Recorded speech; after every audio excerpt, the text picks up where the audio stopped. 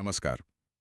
आज हम जिन स्रोतों पर बात कर रहे हैं वो एक बहुत ही गहरे सवाल को उठाते हैं। भगवान कृष्ण को आखिर पूर्ण अवतार क्यों माना जाता है? हाँ, नमस्कार।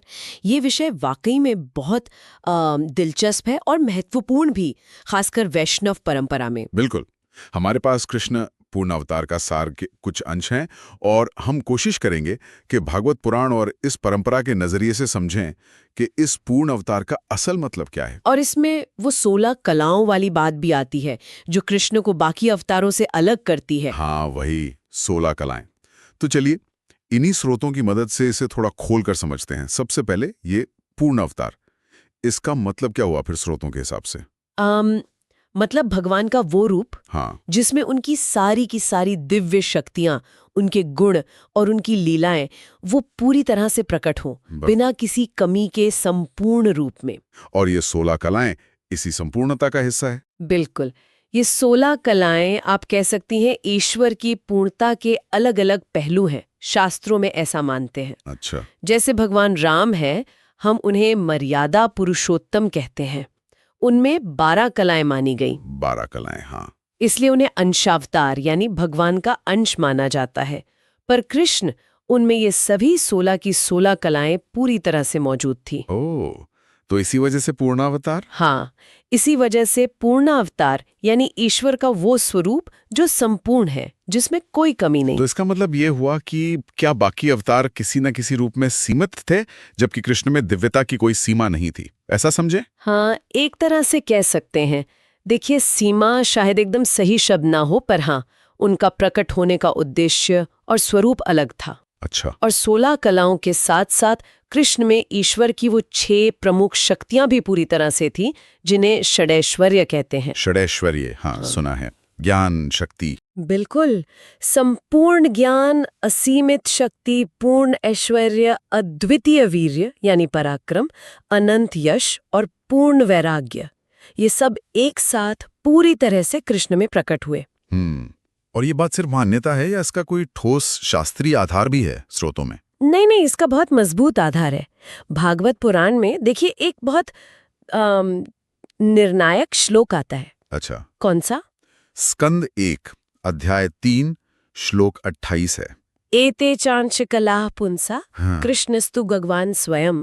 कृष्णस्तु भगवान स्वयं। हाँ, इसका सीधा सा मतलब है कि बाकी सब अवतार तो भगवान के अंश हैं या कला हैं, पर कृष्ण वो स्वयं भगवान है। अच्छा, मतलब वो किसी के अंश नहीं, वो खुद ही मूल स्रोत हैं। बिल्कुल। ये श्लोक वैष्णव परंपरा में कृष्ण की स्थिति को एकदम स्पष्ट कर देता है, उन्हें सर्वोच्च स्थान देता है। और उनकी लीलाएं, वो भी तो उन्हें बहुत खास बनाती हैं, है ना? स्रोतों में बाल लीला, रास लीला, गीता उपदेश, इन सब का जिक्र है। ये सिर्फ कहानियां तो नहीं लगती? सही कहा, ये सिर्फ कहानियां नहीं हैं, उनकी हर लीला का गहरा अर्थ है। चाहे वो माखन चोरी वाली नटखट बाल लीला हो, हाँ, वो तो बहुत प्रसिद्ध है। या गोपियों के साथ वो प्रेम और आनंद से भरी रास लीला हो, या फिर कुरुक्षेत्र में अर्जुन को दिया गया वो गंभीर गीता का उपदेश। ये सब लीलाएं मानव जीवन के जो उच्चतम लक्ष्य हैं, धर्म, भक्ति, मोक्ष, उनका रास्ता दिखाती हैं। और वो परब्रह्म होते हुए भी इतने मानवीय भाव दिखाते हैं, प्रेम, दोस्ती। यही तो खासियत है। वो परम ब्रह्म है, पर वात्सल्य, मित्रता, प्रेम जैसे गहरे मानवीय भावों को पूरी तरह से जीते हैं और प्रकट करते हैं। और भगवद गीता में जो उनका योगेश्वर रूप है, हाँ, योगेश्वर कृष्ण, वो सिर्फ ज्ञान ही नहीं देता, बल्कि ये भी दिखाता है कि कैसे वो परम दिव्यता, वो मानवीय रिश्तों और कर्मों के बीच में भी सक्रिय रह सकती है। ये एक बहुत महत्वपूर्ण दार्शनिक बिंदु है। स्रोतों में श्री राम और श्री कृष्ण की तुलना भी की गई है। ये भी काफी दिलचस्प है। हाँ, और वो तुलना उनके स्वरूप को और भी साफ कर देती है। जैसे श्री राम, मर्यादा पुरुषोत्तम। बिल्कुल, उनका मुख्य ध्यान धर्म, कर्तव्य और जो सामाजिक मर्यादाएं हैं उनके पालन पर केंद्रित रहा। 12 कलाएं। ठीक है। वहीं श्री कृष्ण लीला पुरुषोत्तम है। वो धर्म की स्थापना तो करते ही हैं, पर साथ ही प्रेम, आनंद और माधुर्य पर भी उतना ही जोर देते हैं। 16 कलाएं। तो उद्देश्य में भी फर्क था? हाँ, कह सकते हैं।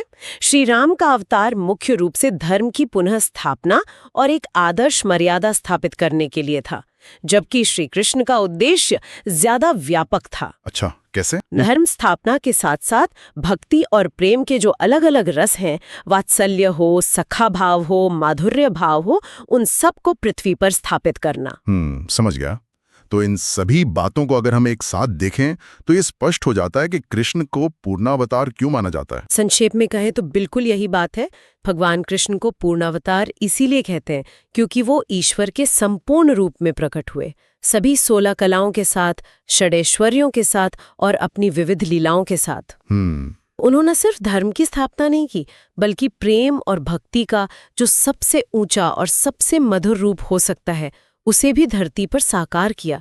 उनकी दिव्यता में हर पहलू समाहित है। वाकई उनके जैसा पूर्ण और सर्वगुण संपन्न अवतार जिसमें दिव्यता के इतने सारे रंग हों, गंभीरता भी, चंचलता भी, ज्ञान भी और गहरा प्रेम भी, ये सब एक साथ मिलना शास्त्रों में भी दुर्लभ ही माना गया है। और यहीं पर एक सवाल मन में उठता है जो शायद इन स्रोतों से थोड़ा आगे जाता है। हाँ। कि दिव्यता के उस स्वरूप का हमारे लिए क्या अर्थ हो सकता है जिसमें कर्तव्य और ज्ञान के साथ साथ उतनी ही सहजता से चंचलता और गहन मानवीय भावनाएं भी पूरी तरह से समाहित हो। ये सोचने वाली बात है। हाँ, ये एक ऐसा पहलू है जिस पर शायद इन स्रोतों से परे जाकर भी सोचा जा सकता है।